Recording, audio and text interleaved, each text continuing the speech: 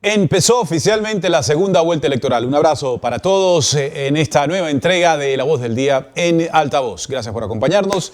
Y luego de haber vivido el país un intenso proceso cívico, democrático, en donde los ecuatorianos fueron a ejercer su derecho al voto, en el que además, creo yo, hay que ponderar el espíritu pacífico en el que se desarrolló la jornada electoral, en el que las Fuerzas Armadas, policía, autoridades de control estuvieron también resguardando los recintos y el comportamiento del ciudadano fue a la altura. Asimismo, hay que decirlo, el trabajo del Consejo Nacional Electoral con todo el esfuerzo y empeño para que este proceso se cumpla de la mejor manera y que sin hasta el momento se presenten, se denuncien, se activen actos en los que desdigan del proceso. Eso habla muy bien de todos quienes participaron en este proceso eleccionario y finalmente con los resultados que ya todos conocemos. Segunda vuelta electoral. Los punteros pero muy por delante de los otros 14 candidatos que, salvo Leonidas Issa y Andrea González, suman más de un punto. El resto ni siquiera a ese punto porcentual de apoyo popular llegan. Incluso partidos tradicionales como la Izquierda Democrática, Partido Social Cristiano y demás. Pues bueno, vamos a hablar también con Andrés Jaramillo en instantes sobre esta estrategia que implementaron los candidatos ganadores. Ambos son ganadores por llegar a esta segunda vuelta, a esta gran final, a este balotaje que se decidirá el próximo mes de abril. 12 o 13 de abril es la segunda vuelta, me confirman. Pues el 13, perfecto. ¿Y qué estrategias implementaron los ganadores y también quienes están muy lejos de ellos? ¿Cómo marcó la red social, las plataformas digitales, las interacciones que los candidatos tuvieron durante la campaña y luego de la campaña para marcar esa identidad de que se va construyendo o no a través de cada una de sus estrategias en este proceso? Y luego hablaremos con Marisol Corral, analista política, para también hablar de las estrategias que les dieron a unos resultados y a otros no, o que acercaron al electorado en algunas provincias y a otros candidatos no.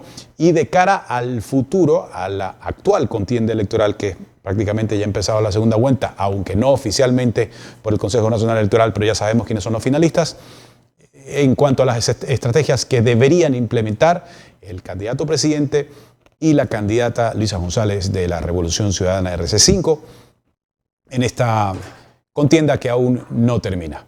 En esta definición. Sí terminó para la estructuración y conformación de la Asamblea Nacional, en donde al momento la fuerza mayoritaria la tiene ADN, luego seguido Rafael Correa, de Revolución Ciudadana. Es la primera vez, además, que una mayoría contundente de la oposición y que no es la Revolución Ciudadana ocurre en el país.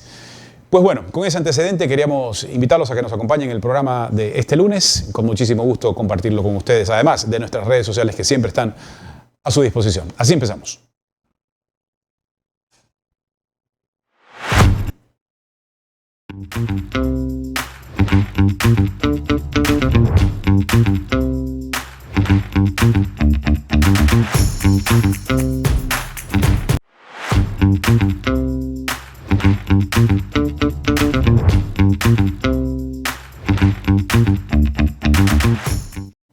Bien, estamos ya, como lo decíamos, con Andrés Jaramillo. Él es docente, estratega en comunicación, experto en la materia del desenvolvimiento de los actores en las redes sociales, sobre todo las campañas electorales. Andrés, bienvenido a La Voz del Día en Altavoz. Hola Andrés, qué gusto, muchísimas gracias por este espacio y sobre todo por también reflexionar sobre este fenómeno que tiene que ver con lo digital que cada vez está teniendo mucho más peso en procesos como los electorales. ¿Por qué? Empecemos por eso, Andrés. ¿Por qué consideras que el peso de lo digital en esta contienda, sobre todo, y con los resultados obtenidos, ha tenido el peso que tú describes? Hay algunos antecedentes importantes, Andrés. El primero tiene que ver con la pandemia, ¿sí? Con todo lo que provocó la COVID-19. Y es que en ese 2020 tuvimos que, recordarás tú y todas las personas que nos están escuchando, hacer una migración muy rápida, forzada incluso hacia lo digital. Quienes no sabíamos lo que era Sumo, no sabíamos lo que eran las plataformas para poder hacer compras o para poder comunicarnos con los familiares, pues de pronto tuvimos que hacerlo porque nos vimos en la necesidad de estudiar, de trabajar, de comunicarnos, de hacer la vida para evitar que se prolonguen los contagios de la COVID-19. Y esto hizo que personas que incluso tenían más edad, estamos hablando de papás, incluso en algunos casos de abuelitos, se involucren más con la tecnología y tengan que efectivamente empezar a dominar distintas plataformas. A tal punto, Andrés, que hoy por hoy tenemos solamente en TikTok, en el Ecuador, ya 14 millones de cuentas activas. Esto es un dato evidentemente importante si consideramos que somos casi 17 millones de ecuatorianos y vemos que hay cada vez más involucramiento de las personas en el ámbito digital. Pero por otro lado, también vemos nosotros que hubo un determinante particular en estas elecciones que tiene que ver con la inseguridad.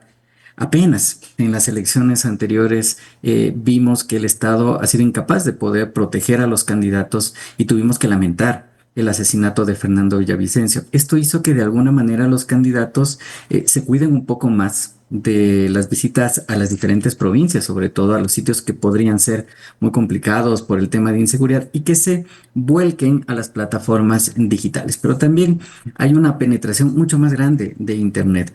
Ya tenemos muchísimos puntos en la ruralidad, quizás falta un poco más, pero tenemos una penetración importante de Internet que nos permite estar conectados prácticamente todo el tiempo y en gran parte del territorio ecuatoriano, al menos en un 80% del territorio ecuatoriano. Todo esto ha confluido para que efectivamente se explique y se entienda el peso que está teniendo lo digital, no solamente las redes sociales, sino lo digital en los procesos sociales y en los procesos democráticos como las elecciones.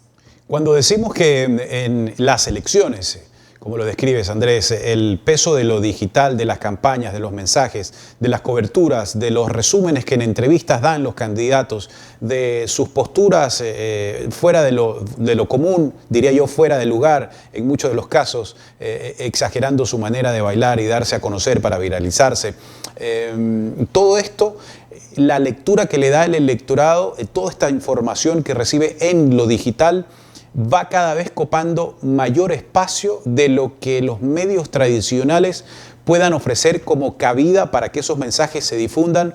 Es decir, estamos cada vez, con el paso del tiempo, encontrando que los medios digitales se constituyen en la mayor fuente de información o de este recibimiento de información, sobre todo en proceso eleccionario para el electorado, y en donde además saque sus conclusiones respecto a qué candidato voy a darle mi voto. Pasó algo curioso en los estudios que nosotros hacemos permanentemente sobre escucha social. ¿Qué es la escucha social? Pues es la capacidad que nosotros tenemos para poder extraer información con inteligencia artificial de la esfera digital, organizarla y analizarla. Es decir, escuchamos lo que está pasando en la esfera digital. Esta escucha social nos invitó a pensar en algo particular, Andrés. La gente efectivamente se está enterando de las noticias no necesariamente por los medios tradicionales, sino por canales digitales, que no es lo mismo, ¿sí? Los medios de comunicación tienen de alguna manera un protocolo, unos fundamentos que implican la contrastación, la verificación, la contextualización, para poder filtrar la información. Los canales digitales, que a veces se venden como medios, pero no lo son, no cumplen con estos parámetros, sino que simplemente se convierten en plataformas que reproducen contenidos. Pero te decía que encontramos algo curioso y que ha sido una constante en todos nuestros estudios, y es que si bien la gente se entera por un canal digital, acude al canal tradicional para poder verificar si es que esa información es verdadera, si es que esa información es falsa. Entonces, ¿qué nos dice esto?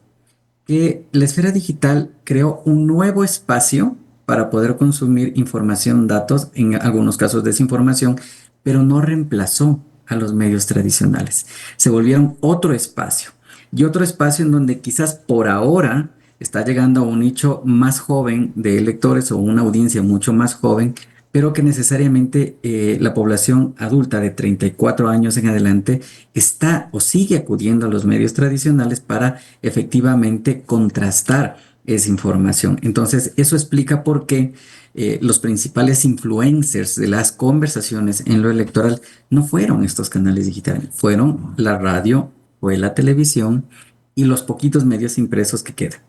Observas que con el paso del tiempo, según la actividad que los medios de comunicación digitales desempeñan y las plataformas digitales y los canales digitales y los influencers y demás, van a ir ganando mayor respeto y credibilidad con el paso del tiempo por estar en esta plataforma, o por estar en esta plataforma les costará muchísimo más trabajo ganarse esa credibilidad que los medios de comunicación tradicionales, por todos estos procesos que bien describías, la contrastación, la contextualización, la presentación y sus formatos también y formalidad al mismo tiempo, han logrado tener esa credibilidad mayor a todo este proceso. ¿Estamos lejos de que eso ocurra o cerca de que la mayor credibilidad se concentre en los medios digitales y no en los tradicionales, como está pasando contrariamente? Mira, esto puede sonar un poco loco, pero estamos en la era de el branding personal, estamos en la era de la marca personal, estamos en la era en que la gente sigue a los medios no por el medio, sino por las personas que aparecen en el medio. Cuando la gente ve la televisión y acude, lo ve por Andrés Jung, no necesariamente por el canal. Y eso ocurre en distintos espacios. Entonces, quienes de alguna manera generan credibilidad, reputación, son figuras de carne y hueso, ya no tanto el medio, y eso lo que ha provocado es que la gente siga o la comunidad siga a estos referentes que generan confianza, que ya los conocemos, que de alguna manera se han convertido en parte de esta experiencia positiva frente a las noticias. Yo sigo a tal o cual periodista porque es una persona que me ha demostrado ser equilibrada, porque es una persona que me ha demostrado ser confiable, porque es una persona que en los momentos críticos no ha sido militante. Entonces, se van generando estas filiaciones en función de las personas. Eso explica por qué, por ejemplo, tú tienes canales muy exitosos, pero son nuevos, no tienen tantos años como algunos medios tradicionales, y es precisamente por las personas que lo están haciendo, porque son esas personas quienes generan confianza, y hay una afiliación, sobre todo de las nuevas audiencias, a personas de carne y hueso, no tanto a las marcas o no tanto a instituciones. Respecto a la ubicación final de los candidatos en este proceso eleccionario, Andrés, quisiera tu análisis respecto a el grado de enfoque, inversión, participación, presencia de los dos principales candidatos para que el electorado, o luego de las conclusiones del proceso electoral, se concluya que estamos viviendo una polarización muy marcada. Pero es porque se ha configurado así, con una importante parte de esa estrategia en medios digitales, muy distante de los demás candidatos que, a tu juicio, supieron o no aprovechar este medio digital para darse a conocer. Porque con esta reflexión concluyo la pregunta. Acordémonos del proceso eleccionario de 3, 4 años atrás, en el que el candidato por la izquierda democrática y que la rompió en TikTok. Javier Herbas. Ajá, Herbas. Y causó un furor importante desde ese rompimiento de esquemas, si se quiere, en la política dentro de una red social. No se ha visto otro Herbas o Javier Herbas, como por ejemplo en este proceso eleccionario. Perdóname que me extienda tanto, pero quería ir como que tú le des esa lectura. No, pero me parece que es súper pertinente contextualizar cómo lo estás haciendo, porque, claro, después tuvimos un chispazo, ¿no? Acuérdate tú con los zapatos rojos y sobre todo lo que pasó con la segunda vuelta electoral en torno a Lazo, Sí. que de pronto apareció en TikTok y logró, digamos, este chispazo, ¿no? No como bien señalas tú, como en su momento lo hizo Herbas, que sí rompió varios esquemas, fue disruptivo, de hecho. Y que ese tema de disrupción no lo vimos ya en esta campaña electoral. No tenemos esa diferenciación marcada. Pero no obstante, si fuera solamente por la pauta digital, el presidente candidato Daniel Noboa se hubiera impuesto y hubiera ganado en primera vuelta, por mucho, porque la distancia de inversión que existe entre Noboa y el resto de candidatos es inmensa.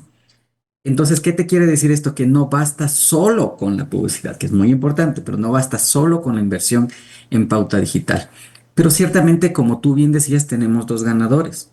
¿Y qué han hecho bien esos ganadores en esta campaña, aunque no haya sido un tema muy disruptivo? Pues en el caso de Daniel Noboa, él logró hacer una correcta segmentación con una onerosa campaña digital y pauta para poder diferenciar y llegar a los públicos con diferentes contenidos. También hubo una adecuada identificación de influencers, medios de comunicación, canales digitales para amplificar el alcance de sus publicaciones.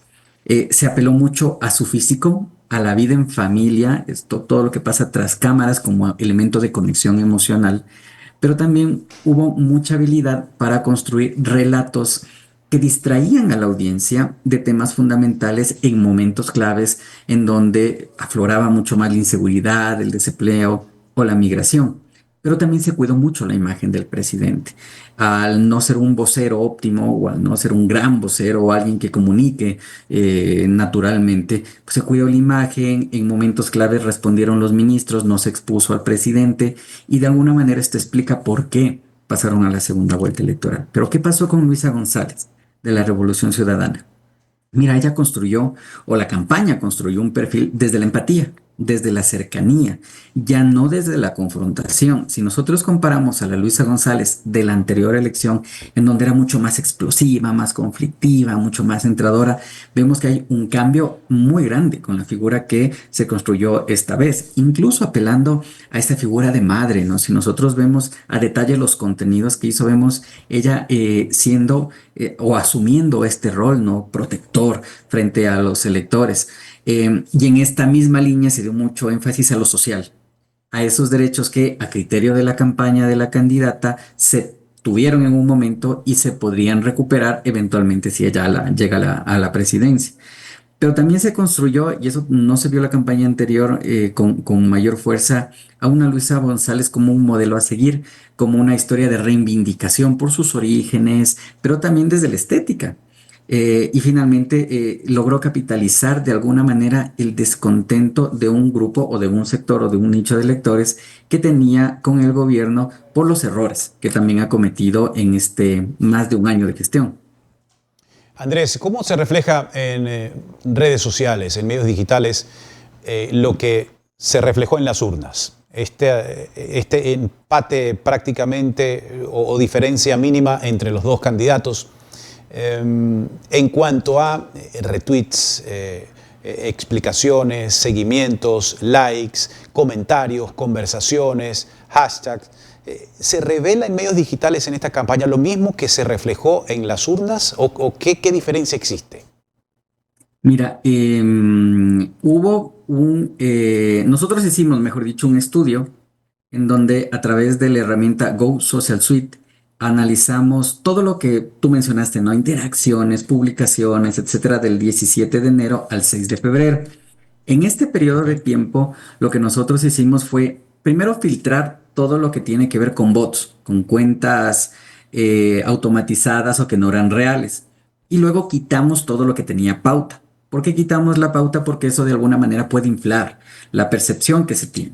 Sí. ¿Cuál fue el resultado? En este top de posicionamiento se atribuyó un 39%, 39.1% a Daniel Noboa y un 30.63% a Luisa González. Es decir, esta tendencia que había de efectivamente tener a dos candidatos en la punta, muy lejos del resto del pelotón que había de candidatos, de alguna manera ya se vio y se sintió. Hay que entender que todo lo que nosotros hacemos digital no es intención de voto, ¿sí? Lo que nosotros hacemos es precisamente analizar el volumen de las cosas que se dicen sobre los Ok. candidatos en las redes sociales.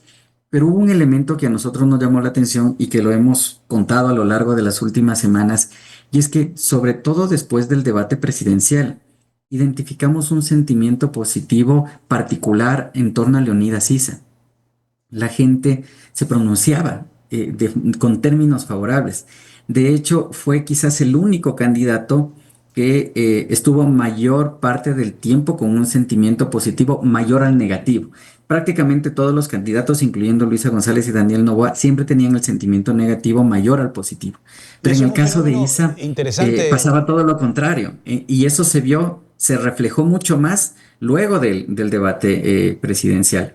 Y ahí lo que nosotros vimos incluso, porque empezamos a testear a Andrea González versus Leonidas Issa, y veíamos que mientras el perfil socioeconómico del usuario digital era más alto, es decir, tenías más ingresos, trabajo, etcétera, tendía o había más posibilidades de que se vaya con Andrea González.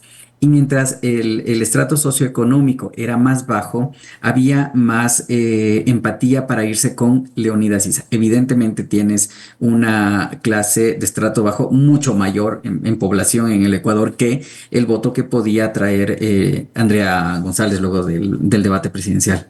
Este insumo, Andrés, sirve para inmediatamente los equipos de guerra, de campaña, actuar sobre lo que está sintiendo sus seguidores o electores, más no para concluir que eso significará votos a futuro. Exacto, no, no lo pudiste explicar mejor, Andrés. Exactamente es eso. Son datos, insumos para que las decisiones dentro de los equipos de campaña o en el ejercicio del gobierno o en una institución o en una empresa sean tomadas en función de datos. El objetivo de la escucha social es justamente tratar de promover una cultura de datos para mejorar el quehacer de la comunicación política, el quehacer de la comunicación electoral y que efectivamente no se tomen decisiones en función de los sentires, de las pasiones o de los pensamientos respetables que puede tener el círculo cercano de un candidato, sino que sea en función de datos, de información. Finalmente, Andrés, quiero que nos des una orientación a todos quienes somos consumidores de redes sociales. Como tú lo señalabas al principio de la entrevista, 14 millones de usuarios tienen TikTok en Ecuador, 14 millones de cuentas ecuatorianas en TikTok. Pues bueno, es una locura.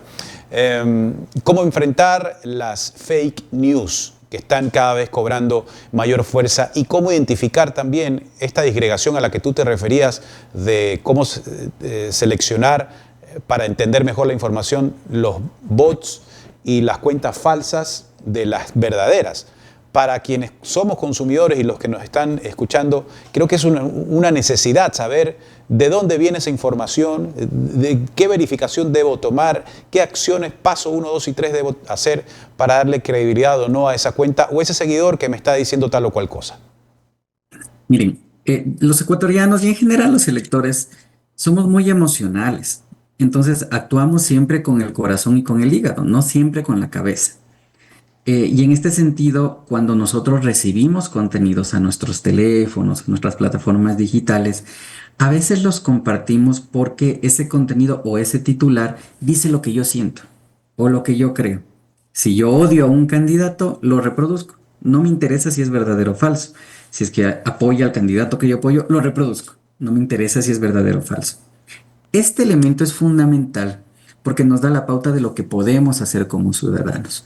Cuando nos llega un contenido, coincida o no coincide con lo que dice mi corazoncito o lo que dice mi hígado, evitemos difundirlo. Tomémonos unos minutos, 2 minutitos para primero contrastar esa información. ¿Cómo contrastamos esa información? Pues a veces envían desinformación tomando logos o tomando la identidad de periodistas o de medios de comunicación y uno puede ingresar al medio de comunicación y verificar si es que esa noticia efectivamente se colgó en el portal, es real, si es que es actualizada y sobre todo si tiene firma de responsabilidad. Si no tiene firma de responsabilidad, es una alerta importante de que efectivamente no debemos compartir esa desinformación. El momento en que nosotros frenamos y no compartimos todos los contenidos que nos llegan, coincidan o no coincidan con lo que nosotros sentimos, ahí nosotros rompemos la cadena de desinformación y estamos contribuyendo para que esta desinformación no afecte los procesos y no se siga reproduciendo en otras plataformas. Pero tú mencionabas también un elemento importante, cómo identificar a los bots, a los piratas, estas cuentas automatizadas que se crean con una intención política, que se crean con una intención electoral de intentar influir en la decisión del voto. Pues el primer tips es fijarse en el número de seguidores. Generalmente estas cuentas tienen pocos seguidores. Tienen 5, 10, 50, 100 seguidores. Entonces, mientras menos seguidores tenga, eso es un elemento para dudar. El segundo elemento tiene que ver con la identidad. Cuando yo entro a la cuenta oficial de Andrés Jungblut, yo lo veo a él. Veo su foto, veo su biografía y veo quién está detrás de esa cuenta.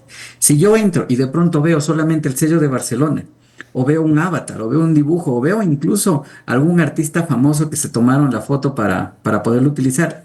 Esta es otra alerta que a nosotros nos tiene que hacer dudar de la fiabilidad de esa cuenta. Y un tercer elemento que es importante es que generalmente este tipo de cuentas no generan contenido, es decir, no escriben, no publican, no suben fotos, sino que se dedican solamente a replicar. Si nosotros vemos que solamente está replicando contenido de un candidato o de otro, o atacando a un candidato u otro, pues ya es otra alerta. ¿Qué debemos hacer frente a estas cuentas bots? Denunciarlas y bloquearlas. Es la única forma que nosotros tenemos para decirle a X, a TikTok, a Facebook o a las diferentes plataformas, ojo con esta cuenta que está desinformando. ¿Cómo se hace eso? Pues todas las plataformas tienen la opción de configuración cuando nosotros ingresamos a la cuenta que está generando estos contenidos y allí les va a aparecer la función de denunciar y bloquear. Denúncienlas porque es la forma adecuada que nosotros tenemos para poder librarnos de estas cuentas y que efectivamente nos sigan desinformando y ensuciando los procesos electorales. Y estamos con esa recomendación muy pendientes, Andrés, te agradecemos por compartirla porque lo que se viene pues será muy, pero muy intenso, sobre todo en redes sociales donde se ha concentrado gran parte de la batalla electoral. Andrés, gracias por compartir tus comentarios e ilustrarnos con la vida en el mundo digital y el comportamiento además que ha tenido en esta elección las redes sociales en Ecuador. Al contrario, a ustedes muchísimas gracias, felicitaciones por la iniciativa y aprovecho para saludar a María Sol Corral, que entiendo que se viene enseguida. Sí, así es, Andrés, viene María Sol Corral enseguida para comentar todos estos episodios de los que hemos sido protagonistas también, los ecuatorianos, los medios de comunicación y los políticos en este proceso eleccionario del domingo y sacar otras conclusiones de la óptica que desde los especialistas se tienen de este proceso electoral que continúa, como le decíamos. Venimos enseguida, recordándoles enseguida también nuestras redes sociales, siempre a su disposición. Yanela se suma en instantes. Atentos.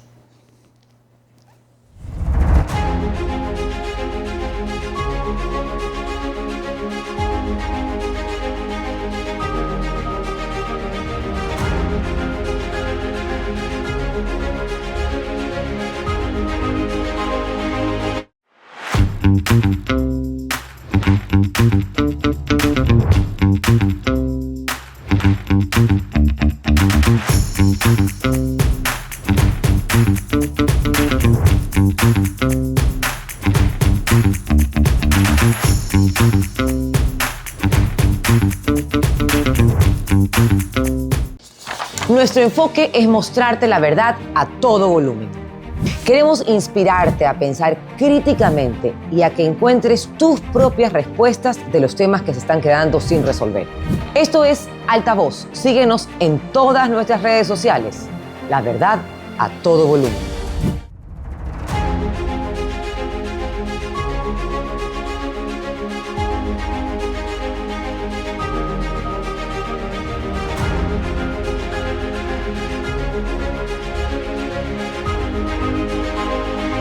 Descubre la verdad a todo volumen, con invitados expertos en los temas que te interesa conocer. Experiencias y perspectivas sin filtros. Hubieron jueces que por dinero son capaces de cualquier cosa. Y más vale, la Asamblea perdió una oportunidad de poder también hacer su trabajo. Es un recinto donde reina la ignorancia. Somos Altavoz, la verdad a todo volumen.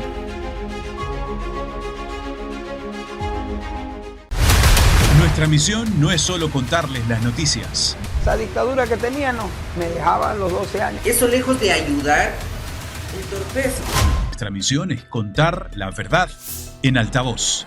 El testigo que consiguió al testigo falso también fue asesinado. Los contratos dicen que no se pueden poner radares en curvas y pendientes. Entonces, ¿por qué los pusieron en curvas y pendientes?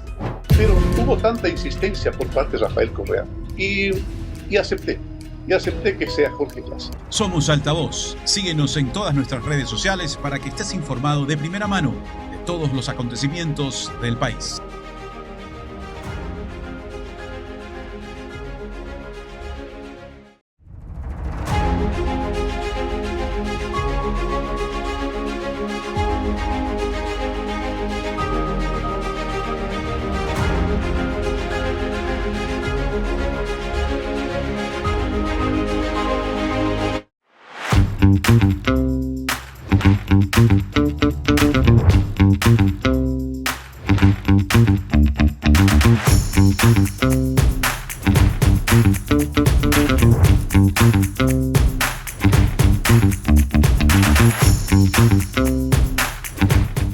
Yanela ya está con nosotros para sumarse al equipo como todos los días en La Voz del Día en Altavoz. ¿Cómo estás, Yanela? Así es, buenas tardes con todos, Andrés, muchas gracias por ese recibimiento. Y nada, definitivamente unas elecciones que a muchos ha sorprendido, sin embargo, estamos viendo también el panorama de una asamblea casi que un 50-50%. ¿Cómo lo ves, Andrés?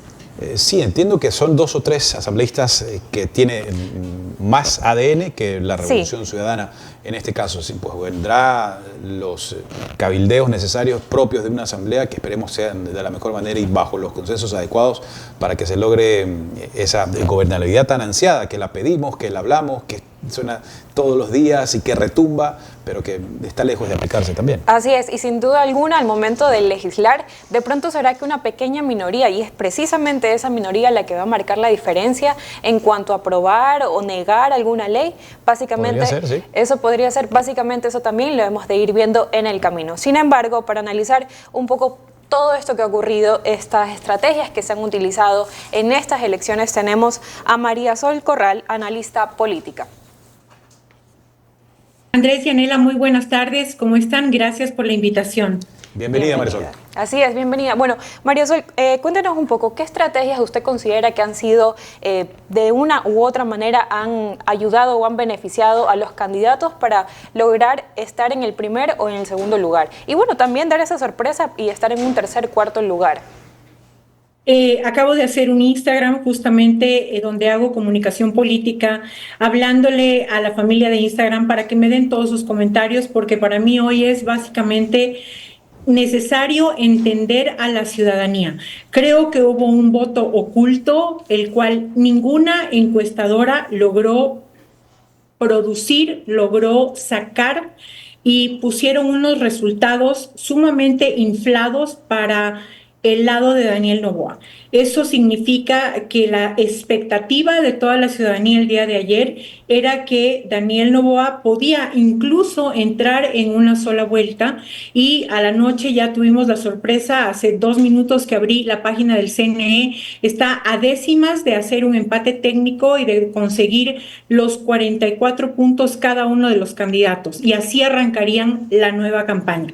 Las estrategias que han utilizado los dos han sido completamente diferentes. Luisa tiene una campaña más tradicional, pero más arraigada, y el candidato Noboa ha tenido una campaña más de aire, más de TikTok, más de redes sociales, no con tanto territorio y no con mensajes muy claves. Yo creo que esa ha sido la diferencia entre los dos candidatos. Muy bien, ahora, aterrizando un poco, ¿no? El resultado que nos dan es que este 8% de este voto indeciso se sigue manteniendo a través de las elecciones. Este voto indeciso que se puede dividir entre blanco, nulo, o de pronto también en algún otro candidato que muchas personas no indican que va a ganar o que va a quedar en los primeros 4 lugares. ¿Usted qué considera? ¿Por qué este margen se sigue manteniendo? La ley de democracia hay que revisarla por completo. El tener 16 candidatos en una boleta electoral para presidente de la República es impensable. No sabemos ni siquiera quiénes son de los 16, no sabemos quiénes son 14 de los candidatos. Es imposible en un corto periodo de tiempo alcanzar un nivel de conocimiento para que la gente vote. La gente no vota por quien no conoce. Este ha sido el resultado catastrófico de 12 candidatos, exceptuando por Isa, que consiguió mantener lo que en un momento habíamos pensado que había desplazado a Andrea González a Isa con su intervención en el debate, pero la vemos en un 4º lugar. Sin embargo, la diferencia es demasiado. Tener un 2.5% contra un 44%, la diferencia es enorme. Ella hoy día ha dicho que nunca va a pactar con el socialismo del siglo XXI, y a su vez también hay otros candidatos. Carlos Rabascal, por ejemplo, acaba de decir que él apoyaría a Luisa González. De los 44 puntos con los que arranca la segunda vuelta, tanto Luisa como Daniel, Ahora nos queda un 10-12% a conquistar. Las estrategias que elabore cada uno de estos dos candidatos tienen que ser hoy día tejidas con hilos de seda, porque una equivocación puede hacer que uno de los dos candidatos pierda la campaña. María Sol, justamente, ¿qué estrategias deberían de tomar los candidatos? Me gustaría tomar un poco más adelante, pero antes de eso, explíquenos también el fenómeno del debate. Si bien es cierto, una candidata se destacó, muchas personas lo indicaron de esa manera, incluso usted, pero al final, al momento de las elecciones, no tuvo el resultado que de pronto un Daniel Noboa en unas elecciones o en un debate pasado pudo lograr. En todo caso, aparte de eso, también vemos que en la sierra, en todo lo que es la región sierra, el candidato Daniel Noboa tuvo mucha aceptación. En cambio, en la región costa también tuvo aceptación la candidata por el correísmo. En este caso, ¿cómo explica usted estos fenómenos? Porque si bien es cierto, nosotros en la costa vemos más caravanas, vemos más personas que van a las calles, que alzan su voz, pero en la sierra es un poco diferente. Es correcto y tengo que reconocer, Yanela, que mi respuesta es no lo sé. He seguido en tracking durante 2 meses la campaña de los dos candidatos, paso a paso, día a día, encuesta por encuesta, y no sabría darte hoy una respuesta. He visto a Daniel Noboa metido en Manabí, sobre todo entregando obras, entregando créditos a través del Banco de Desarrollo. Lo he visto muy dedicado también a Guayas, y el resultado de hoy no lo puedo comprender, no sé exactamente qué pasó, yo supongo que harán una investigación. Hoy día debe estar todo el buró analizando región por región, porque cuando uno está en campaña, su equipo de campaña, el jefe de territorio, tiene que entender claramente qué fue lo que sucedió. Tal vez podría atreverme a decir que las bases estructurales de la Revolución Ciudadana son mucho más fuertes y mucho más sólidas que las de Daniel Noboa, que lleva 1 año en funciones y que a partir del debate del año pasado es en donde él cobra este protagonismo y logra ganar las elecciones.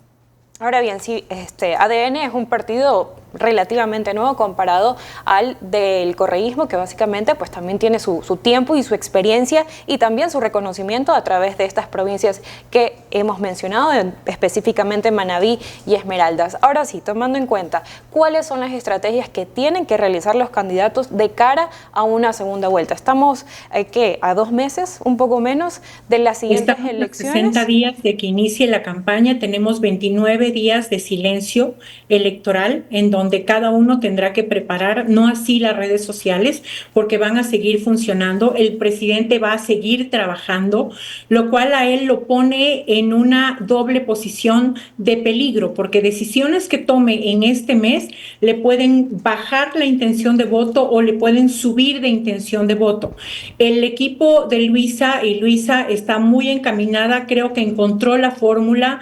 Hoy día justo en una reunión me encontré con el estratega general de la campaña de la primera etapa, no sé si va a ser el mismo estratega para la segunda etapa, pero lograron refrescar la imagen de Luisa, lograron hacer que Rafael Correa, quien es el presidente del partido, mantenga su posición un poco más alejada, la dejaron a ella ser un poco más ella, porque en la ronda pasada, en la elección pasada, estaba muy a la sombra y decían todos que ella iba a ser simplemente un títere del expresidente Correa. Ahora ella lo que ha hecho es tratar de mostrar una identidad propia, demostrar su fuerza propia y poder así competir directamente con Daniel Noboa. La estrategia para el uno y para el otro, que digamos que no la comentaría toda, porque ese es mi trabajo, el hacer estrategias, pero sí creo que Daniel Noboa necesita tener más apertura, necesita tener más calidez, más comunicación, mayores propuestas para toda la ciudadanía. Ya le dieron un voto de confianza, ahora necesita reforzarlo y obviamente necesita ir a recorrer la costa ecuatoriana, de la misma manera que lo tiene que hacer Luisa. O sea, es como una guerra con 2 ejércitos, ya sabe cada uno cuál es su fortaleza, cuál es su debilidad, y ahora ellos van a ajustar y afinar toda su capacidad dentro del territorio, porque las redes sociales lo que hacen es amplificar lo que se hace dentro del territorio.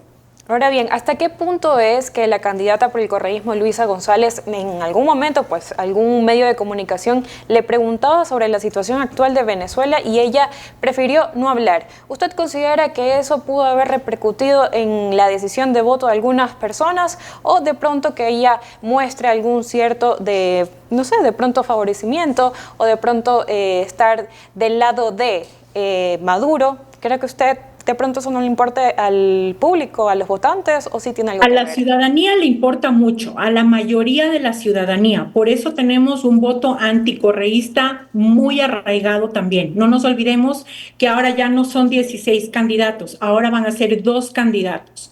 El apoyar una elección como la de Nicolás Maduro, error fundamental. Sin embargo, como ellos son el grupo del Foro de Sao Paulo, se deben entre ellos a ellos mismos, entre ellos se tienen que apoyar. De que la ciudadanía le da terror a los ecuatorianos pensar que se podría instaurar en el Ecuador un régimen como el de Maduro, eso nos da terror, yo creo que a todos menos a aquellos correístas radicales, porque dentro del correísmo también hay unas fuerzas, las que son las más radicales y las menos radicales, que nunca estarían de acuerdo con que se instauraran regímenes como los de Nicaragua, como los de Venezuela. Incluso en Colombia el presidente Petro ha tenido que bajarle mucho al nivel y lo vimos también en Brasil. ¿Para qué? Para no exacerbar el miedo de los ciudadanos a que nos sucedan cosas como las que han sucedido en esos países. Marisol, respecto a lo que decías en principio, este voto vergonzoso, este voto oculto, quisiera además primero que nos aclare si significa lo mismo y si es que estuvo con una contundencia presente en este proceso decisionario, a diferencia de otros en donde siempre está el voto vergonzoso y oculto, pero al parecer, según la interpretación que entiendo y que han dado también otros expertos en la materia, estuvo más presente que otras ocasiones. Y eso hace que los resultados no sean tan precisos como se esperaba lo fueran respecto a las respetables encuestadoras que a nivel nacional entregaron sus trabajos. Andrés, yo pienso que las encuestadoras en este momento deben estar realmente, no sé si decir la palabra desconcertadas o avergonzadas de poner frente al público sus metodologías. Finalmente, una encuesta, sea territorial o sea digital, tiene una metodología. Hay algunas encuestadoras que están calificadas en el CNE, que son las responsables de entregar data de tendencias en nuestro país. Que ha habido un voto oculto, es evidente que sí lo ha habido a favor de la candidata González, porque todas las encuestas, o la mayoría, el 90% de las encuestas, le daban siempre al candidato Noboa un margen de 6 puntos de diferencia. Unas llegaron a darle hasta 10 puntos de diferencia, en la cual se hablaba de una sola vuelta, hasta eso. Entonces, en este momento nosotros nos tenemos que cuestionar la metodología de las encuestadoras y también entender que a la ciudadanía no le gusta decir por quién va a votar. Respecto a esta trascendental carrera que se viene a continuación y polarizada al mismo tiempo, ¿observas que cuál candidato va a tener como que más complicaciones en subir con el número de electores para ganar esta contienda? Prácticamente los dos están en el mismo porcentaje. Tomando en cuenta, Marisol, que ambos vienen también de 2 victorias. Daniel Noboa viene casi doblando su votación de la última que tuvo y Luisa González superando ampliamente el techo que caracteriza al correísmo. Ya cuando se encuentran finalmente en esta segunda vuelta, ¿quién va a tener la mayor complicación? ¿Luisa está más cerca de lograr un techo, de quedarse estancada? ¿O Noboa también quizás más apertura para sacarle mayor ventaja? Quisiera tu análisis sobre eso. Andrés, no me atrevería a hacer una predicción en este momento porque todo va a depender también de la coyuntura que se viva día a día en estos próximos 30 días como primera etapa y los 30 días de campaña electoral como segunda etapa. El que te pueda decir quién tendría una ventaja o un techo, me parece algo un poco arriesgado el decirlo, pero lo que sí te puedo decir es que quien trabaje con una estrategia y quien entienda lo que realmente está esperando la gente, segmentada, porque no es lo mismo lo que están esperando los jóvenes que lo que están esperando los adultos. Entonces hay que entender a la sociedad, hay que entender las necesidades de la ciudadanía y ese es el motor principal de la campaña. Cuando uno logra poner su mensaje al nivel de la necesidad y del dolor de la ciudadanía, ese es el momento en que un candidato puede tomar una ventaja sobre el otro. Si es que no escucha y si solamente piensa que ya tiene la estrategia, que ya sabe lo que tiene que hacer, es lo más probable es que pierda puntos en esa elección. En ese sentido, el presidente candidato tendría que ir como que pisando huevos en el camino en esta estrategia, ¿no? Por lo riesgoso que podría significar una medida que como gobernante dicte y cuánto eso pueda afectar o no a determinado grupo de la población. Es decir, creería yo que hay como que más sigilo en cuidarse de la estrategia que sea mucho más perfecta. Y tú lo respondías hace unos minutos respecto a tratar de canalizar así el triunfo y menos, no descuidada, pero menos descuidada Luisa respecto a lo que se pueda significar en su campaña con lo que ella va a hacer y decir.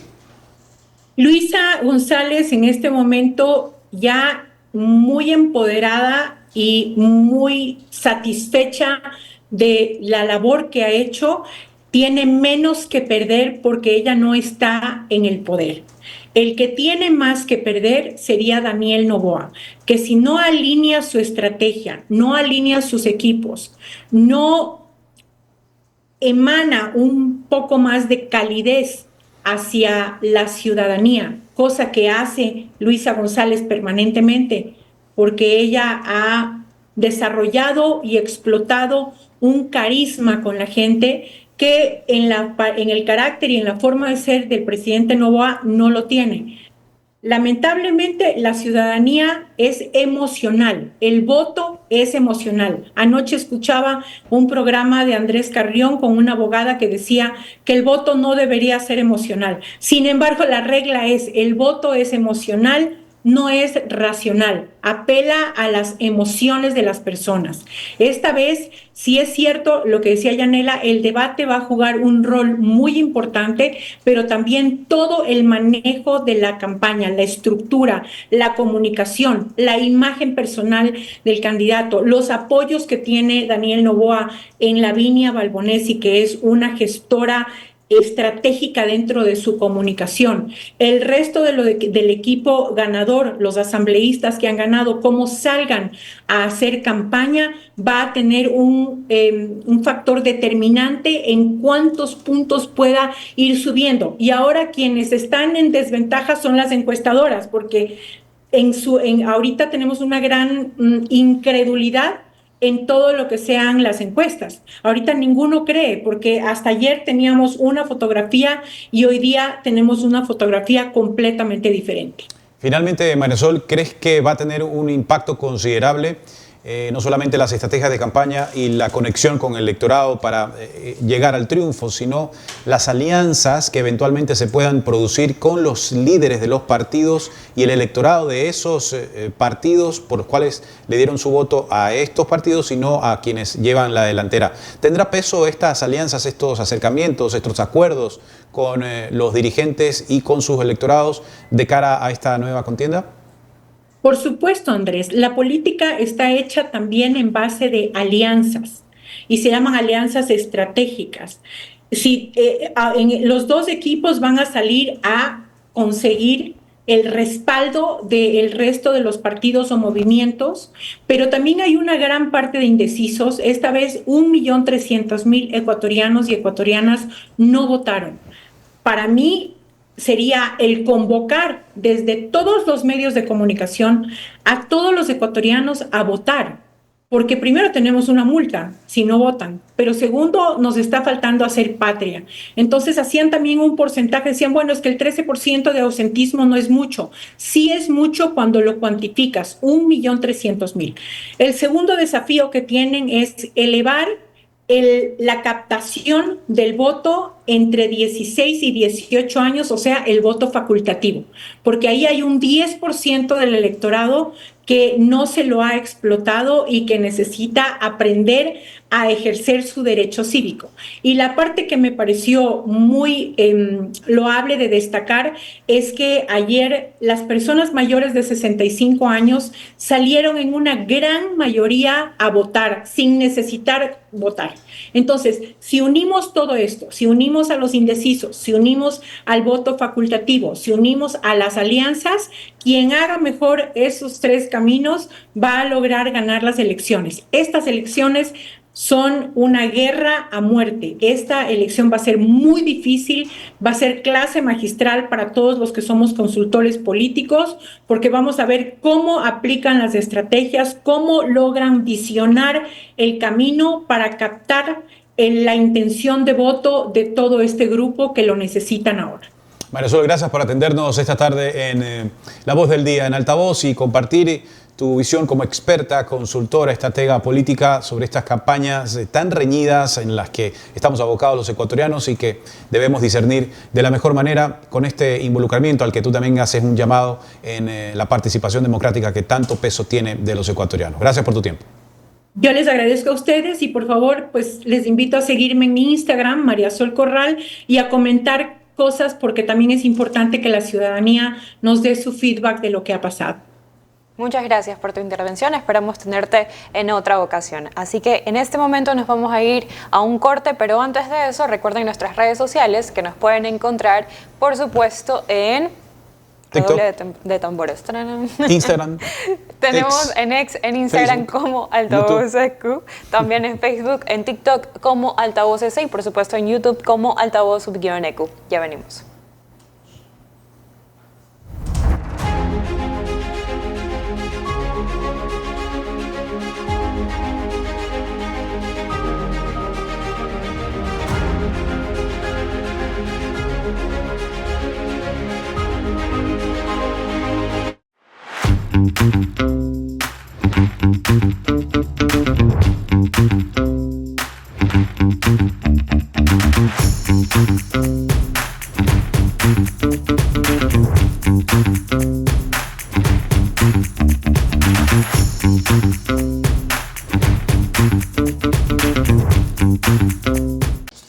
Nuestro enfoque es mostrarte la verdad a todo volumen. Queremos inspirarte a pensar críticamente y a que encuentres tus propias respuestas de los temas que se están quedando sin resolver. Esto es Altavoz. Síguenos en todas nuestras redes sociales. La verdad a todo volumen.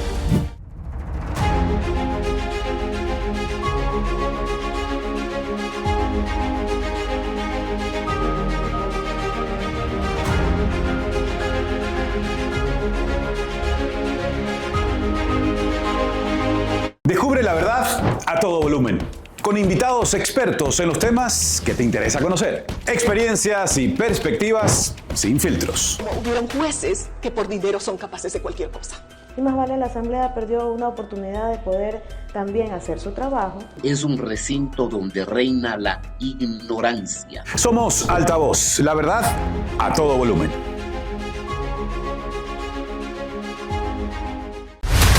Nuestra misión no es solo contarles las noticias. La dictadura que tenían me dejaba a los 12 años. Eso lejos de ayudar, entorpece. Nuestra misión es contar la verdad en Altavoz. El testigo que consiguió al testigo falso también fue asesinado. Los contratos dicen que no se pueden poner radares en curvas y pendientes. Entonces, ¿por qué los pusieron en curvas y pendientes?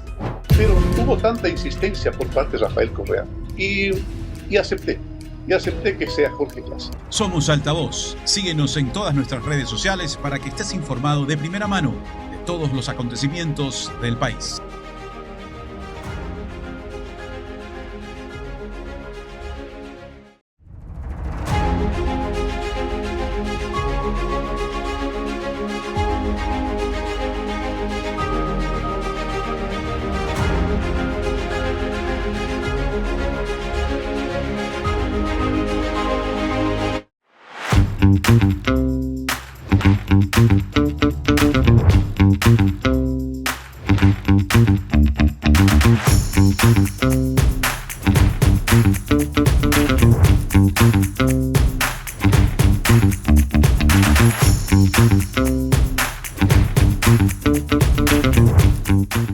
Bueno, estamos aquí tristes porque vamos a despedir, pero bueno, así es el programa. Sí, porque no hay noticias internacionales. Sí, bueno. Yo sé que ese es el segmento favorito de Andrés. En todo caso, Andrés, antes de despedir, ¿cuáles son esas cosas positivas que nos deja esta jornada electoral? Sin duda alguna, el señor de 102 años que votó en Ambato, imagínate. Qué bien. Sí, súper bien porque incluso, mira... Sí vi el video cuando lo asistía en él. Sí, muy bonito. Fue para allá, ¿no? Aun cuando tiene la facultad de que sea un voto asistido en casa, por ejemplo. Por supuesto, o de quedarse en casa. No se tome la molestia, pero él quiso llegar al recinto, me gusta. Sí, no es obligatorio tampoco para él, pero él en su deber, ¿no? En su derecho al voto, en también participar en estas elecciones y por supuesto, él quiere hacer el cambio en su país o ser parte de ese cambio y por supuesto, eso es lo que deberíamos hacer los jóvenes, ¿no? Pues ir a votar, no decir, no, es que voy a pagar la multa y ya está, no. Incluso los chicos también de 16 a 18 años también pueden ir a votar, así como lo decía María del Sol Corral,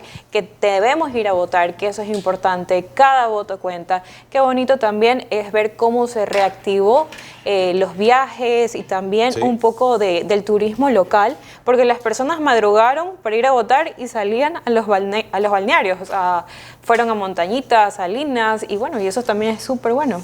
Sí, creo que hubo un gran movimiento y flujo de personas a pesar del ausentismo, pero en resumen, este proceso electoral sin sobresaltos, bueno, quizás los propios de un inicio del proceso electoral, aunque esto no debería normalizarse, los retrasos en la instalación de las mesas de la Junta Receptora del Voto no debe ser una costumbre ni debería dejar de asombrarnos. La puntualidad y el inicio del proceso es uno y debe respetarse.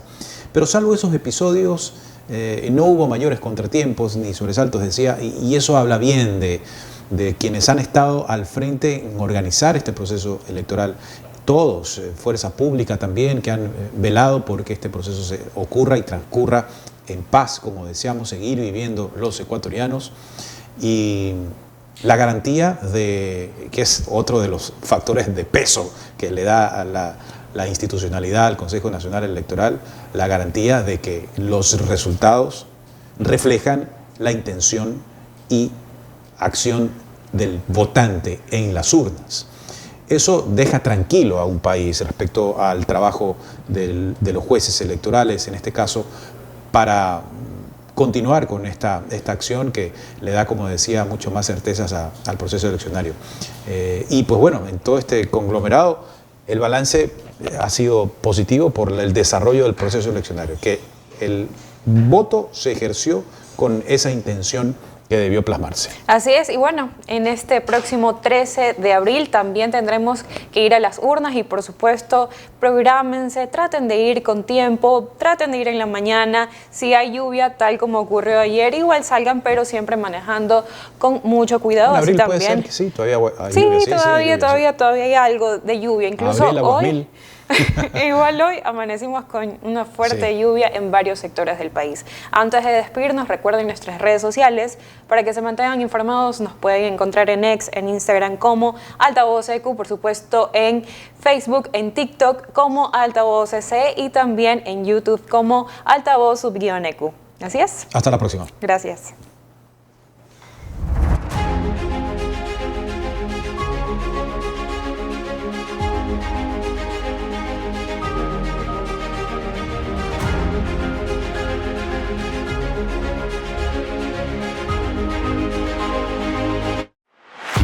Thank you.